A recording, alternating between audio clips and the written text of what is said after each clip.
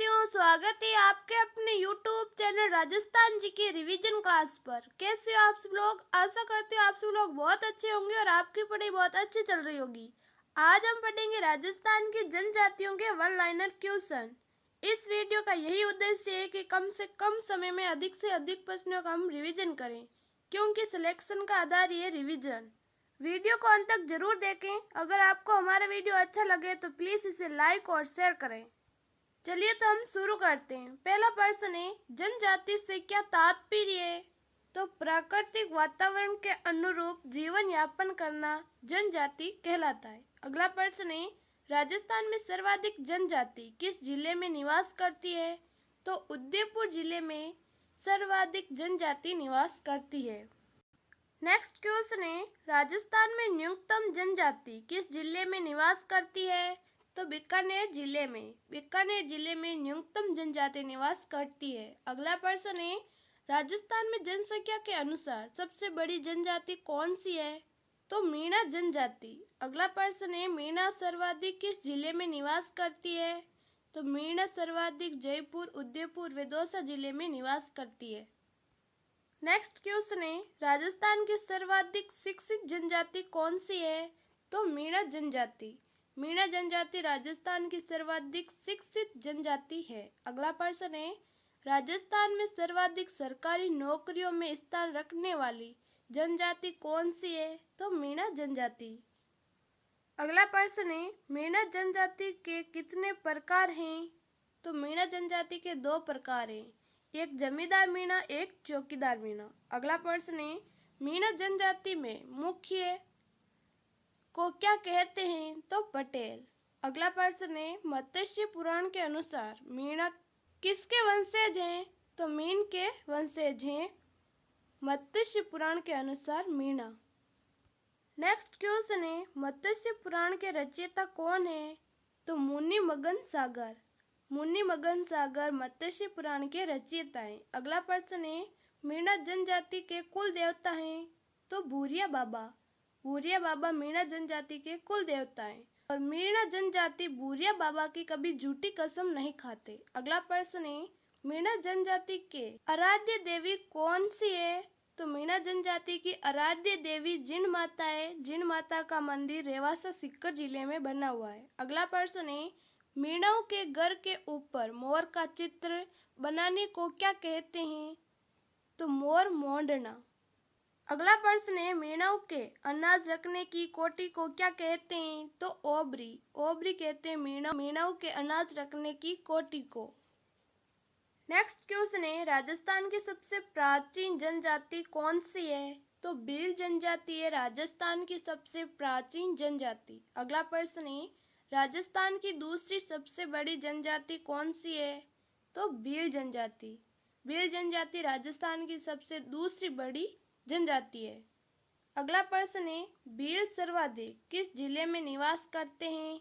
तो उदयपुर जिले में। उदयपुर जिले में भील सर्वाधिक निवास करते हैं। अगला प्रश्न है, भील शब्द की उत्पत्ति हुई? तो भील से। भील से भील शब्द की उत्पत्ति हुई। अगला प्रश्न है, भील का क्या अर्थ है? तो तीर कमान। भील का अर्थ है तीर कमान। नेक्स्ट क्वेश्चन है, भीलों के घर को क्या कहते हैं? तो कु या टापरा। कु या टापरा भीलों के घर को कहते हैं। अगला प्रश्न है, भीलों के गांव को क्या कहते हैं? तो पाल। पाल कहते हैं भीलों के गांव को। अगला प्रश्न है, भीलों के गांव के मुखिया क्या कहलाते हैं? तो पालवी। पालवी कहलाते हैं भीलों के गांव में जो मुखिया होते हैं उनको। अगला प्रश्न है, भील जनजाति के मुखिया को क्या कहते हैं? तो गेमती। गेमती भील जनजाति में मुखिया होता है, उसे गेमती कहते हैं। अगला प्रश्न है, भील विवाह की देवी किसे मानते हैं या किसे कहते हैं? तो भराड़ी माता को। भराड़ी माता को भील विवाह की देवी मानते हैं। अगला प्रश्न है, भील जनजाति में तलाक देने को क्या कहते हैं?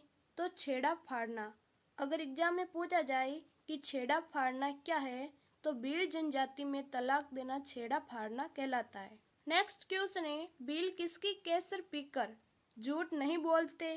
तो केसरिया नाथ की। अगला प्रश्न है, भील किस पेड़ की बनी शराब पीते हैं?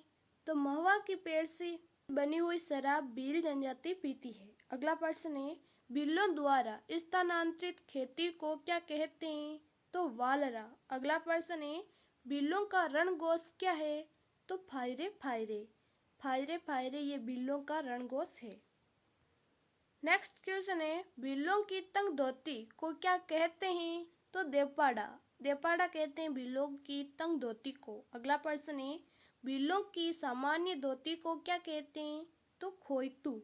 खोइतू कहते हैं भीलों की सामान्य धोती को। अगला प्रश्न है, भील द्वारा कमर पर बांधे जाने वाले अंगोछा को क्या कहते हैं? तो फालू। अगला प्रश्न है, कंजर जनजाति सर्वाधिक किस क्षेत्र में निवास करती है? तो हाड़ौती क्षेत्र में सर्वाधिक कंजर जनजाति निवास करती है। अगला प्रश्न है, कंजर शब्द की उत्पत्ति किससे हुई? तो काननचार से। काननचार से कंजर शब्द की उत्पत्ति हुई। नेक्स्ट क्वेश्चन है, कंजरों का मुख्य व्यवसाय क्या है? तो अपराध करना। अपराध करना कंजरों का मुख्य व्यवसाय है। अगला प्रश्न है, पाती मांगना क्या है? तो अपराध करने के लिए देवताओं से आशीर्वाद लेना, ये पाती मांगना कहलाता है। अगला प्रश्न है, कंजर जनजाति की कुल देवी है? तो जोगणिया माता। जोगणिया माता कंजर जनजाति की कुल देवी है। अगला प्रश्न है, कंजरों के घरों में पीछे की तरफ खिड़की रखना अनिवार्य क्यों है? तो पुलिस से भागने के लिए। कंजरों का मुख्य व्यवसाय है अपराध करना, इसलिए कंजर अपने घरों के पीछे खिड़की या दरवाजा रखते हैं। अगला प्रश्न है, कंजर किसका प्याला पीकर झूठ नहीं बोलते? तो हाकमा राजा का प्याला पीकर कंजर झूठ नहीं बोलते। नेक्स्ट क्वेश्चन है, किस जनजाति में मरने वाले व्यक्ति के मुंह में शराब डाली जाती है? तो कंजर जनजाति में। अगला प्रश्न है, कंजरों के मुखियों को क्या कहा जाता है या क्या कहते हैं? तो कंजरों के मुखिया पटेल कहलाते हैं। अगला प्रश्न है, कथौड़ी जनजाति सर्वाधिक किस जिले में निवास करती है?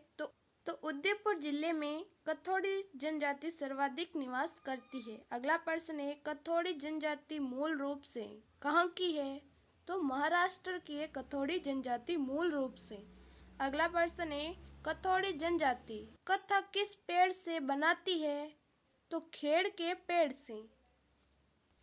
नेक्स्ट क्वेश्चन है, कथौड़ी जनजाति के मुखिया को क्या कहा जाता है या क्या कहते हैं? तो नायक।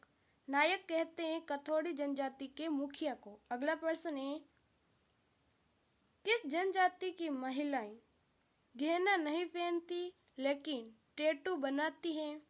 तो कथौड़ी जनजाति की महिलाएं। कथौड़ी जनजाति की महिलाएं गहना नहीं पहनती लेकिन टैटू बनाती है। अगला प्रश्न है, डामोर जनजाति सर्वाधिक किस जिले में निवास करती है? तो डूंगरपुर जिले में डामोर जनजाति सर्वाधिक निवास करती है। अगला प्रश्न है, डामोर जनजाति का मुख्य रूप से व्यवसाय क्या है? तो खेती व पशुपालन करना। खेती व पशुपालन करना डामोर जनजाति का मुख्य व्यवसाय है। अगला प्रश्न है, डामोर के मुखिया को क्या कहते हैं? तो मुखी। मुखी कहते हैं डामोर के मुखिया को। नेक्स्ट क्वेश्चन है, किस जनजाति में पुरुष भी महिलाओं की तरह गहने पहनते हैं? इसका जवाब आपको कमेंट बॉक्स में बताना है। साथ ही आपको बताना है कि आपको हमारा ये वीडियो कैसा लगा। अगर आपको हमारा वीडियो अच्छा लगा हो या आपके लिए थोड़ा सा भी हेल्पफुल है तो प्लीज़ हमारे वीडियो को लाइक और शेयर करें। इस तरह के और वीडियोस देखने के लिए हमारा channel Rajasthan GK revision class को सब्सक्राइब करें। चलिए तो फिर मिलेंगे ऐसे एक वीडियो के साथ, तब तक जय हिंद जय भारत। Thank you.